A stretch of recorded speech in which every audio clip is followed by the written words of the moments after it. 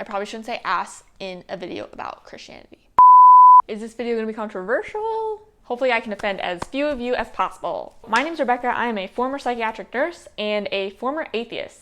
I actually joined a church a couple years ago with zero intention of believing in God and pretty much thinking it was impossible for me to ever believe in God, which I know sounds weird. So from the humble perspective of someone who thought religion was not only unnecessary, but actually dangerous, I want to explain the proven benefits of Christianity, even if you never come to believe in God. So the first reason, and the reason I actually joined, was to serve others. Most decent churches, I would say, have opportunities to volunteer, to serve other people, and then in addition, you're surrounded by people who want to do that as well. I could probably spend a whole video on explaining the benefits of volunteering and how important it was to me. There's tons of studies that show volunteering improves your mental health, as well as can even improve your physical health. And there's one study I even found that showed people that volunteered had lower mortality rates. So if any of you are interested in living longer, go volunteer. So I totally know you can volunteer without church, but the great thing about volunteering through church is, number one, they can streamline a bunch of the administrative processes for you, like background checks, like they do all that stuff for you. And then the other thing is, you're not just like volunteering for a year at any given place. You can volunteer with kids, you can volunteer at a food bank, you can volunteer with animals. I even got to work on a house for someone, so I learned about how to use all types of different tools and how to put in flooring. And not only did I help someone, but I learned skills too. The second reason I chose kind of goes along with the first is the community aspect of church. I feel like this is kind of an obvious one too. There's tons of evidence that having more positive relationships in your life decreases depression and suicide risk. When I was working in addiction, I really realized the importance of having positive people in your life. We would constantly tell patients that they're a sum of the people that they hang out with. And if everyone in your life is an addict, no matter how badly you want to change, the odds are just against you.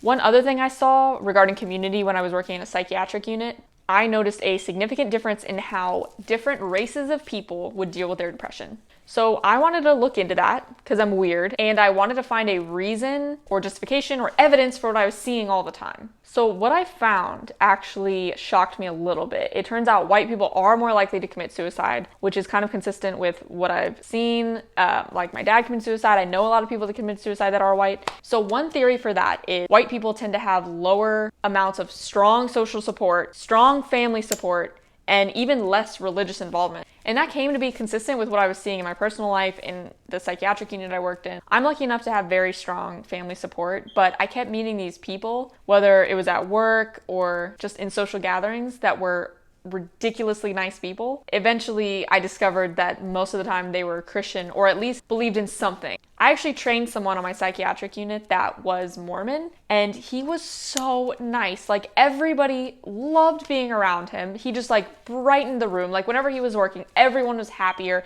Even the patients were happier. Just the whole unit had like this brighter, it's so hard to explain. Just a lot of these people had something else to believe in. Like, even if you don't come to believe in God in anything, just being around those people can make such a difference in your life. So the third reason to join that I didn't actually think about until a while after I joined is attending church gives you morals. And again, this is not to say regular society and your parents can't teach you good morals, but morals originally were kind of created by the church. We all know we shouldn't kill, we all know we shouldn't really lie, but back in the day before kind of organized religion, people were sacrificing children, people doing these crazy things. I'm not saying we wouldn't have come to understand that that was wrong by ourselves, but that kind of was the beginning of humanity changing for the better.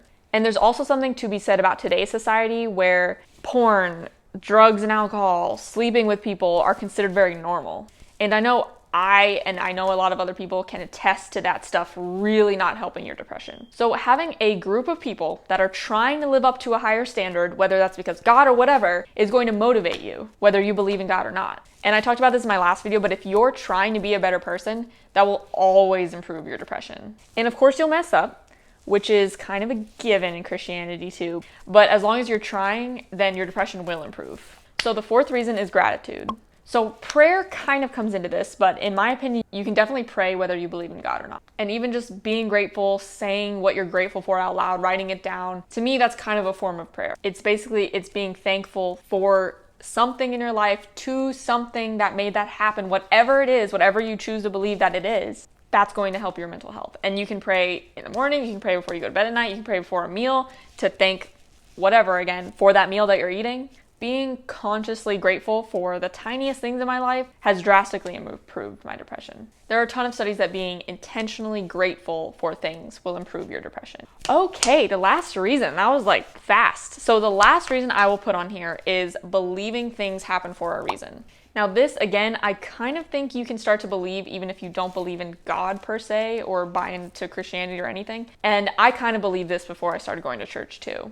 This is extremely helpful because the majority of most people's lives will be a struggle. And unfortunately, if you're not going through something right now, the odds are actually you'll be going through something in a couple years. A large part of how you get through life will depend on how you react to those situations that happen to you. So I'm pretty sure this came from some philosopher that said there's no good or bad situation, it's only your reaction to it that frames something negatively or positively. And for some people, something might be an amazing situation, and then for some people, it might be a terrible situation. If you think everything is just a chance occurrence and we're all just random stardust floating around and that nothing we do matters, you will become the type of person that doesn't value life itself. And I've heard a lot of theories that this is what leads to school shooters. Just the concept of nihilism, believing really nothing matters, is not healthy for anyone. Even if it's the truth, it's not helpful. We know that no one knows what that truth is, so why buy into an unhelpful one? Christianity teaches you that you matter and you are important because God created you. God took the time to create you, which sounds like such a better truth to me. Something good will always come out of bad, no matter how teeny it is. Starting to see the good will make you a way more productive human being. Okay, so those are my 5 reasons. That really took no time. But overall, I want to say that yes, you can do this stuff without church. Yes, you don't need God, you don't need church, you don't need community. But it makes it so much easier to go into church and find people that are trying to live this way. Peer pressure is very powerful. And so, okay, circling back, I did believe religion was actually very dangerous to believe in. But I've realized, 1, that's a select group of people we're talking about that's causing this damage. 2, all this amazingness that it's caused in people's lives that I can go see in church, in my own little church, the amazing, awesome stuff that it's contributed to, that way far outweighs the negative stuff. So I started going to church for all this extra stuff that had nothing to do with God.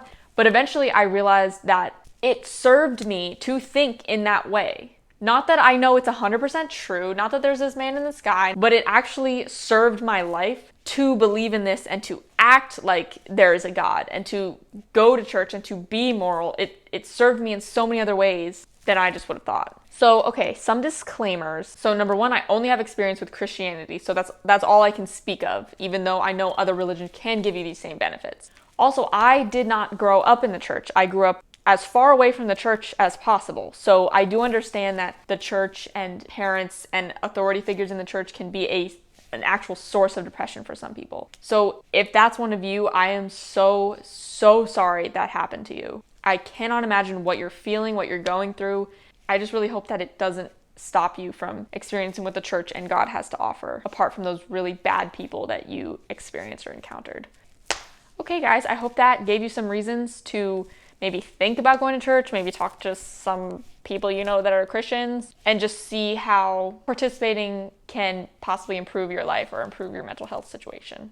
Hopefully no one was offended by any of that. But again, if you need sources, if you need facts, if you need studies, email me, comment down below, and I will provide those. I don't want to just be speaking out my ass here, so I probably shouldn't say ass in a video about Christianity. Thanks for watching, guys.